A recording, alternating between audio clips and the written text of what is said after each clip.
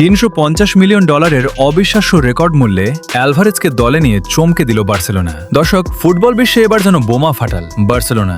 অবিশ্বাস্য 350 মিলিয়ন ডলারের record transfer ফিতে আর্জেন্টাইন তারকা হুলিয়ান অ্যালভারেজকে দলে নিয়ে সবাইকে চমকে দিয়েছে স্প্যানিশ জায়ান্টরা। বিশ্বকাপে অ্যালভারেজের দুর্দান্ত পারফরমেন্সের পর থেকেই তাকে দলে নিতে ইউরোপের বড় বড় ক্লাবের মধ্যে শুরু হয়েছিল তুমুল প্রতিযোগিতা, কিন্তু শেষ পর্যন্ত বিশাল অঙ্কের প্রস্তাব দিয়ে সবাইকে পেছনে ফেলে দেয় বার্সেলোনা। অ্যালভারেজকে বার্সেলোনার ভবিষ্যৎ আক্রমণ ভাগের অন্যতম প্রধান তারকা হিসেবে দেখা হচ্ছে। তার গতি, অসাধারণ ফিনিশিং এবং বড় ম্যাচে গোল করার ক্ষমতা দলের আক্রমণকে আরো ভয়ঙ্কর করে তুলবে বলে মনে করছে ক্লাব কর্তৃপক্ষ।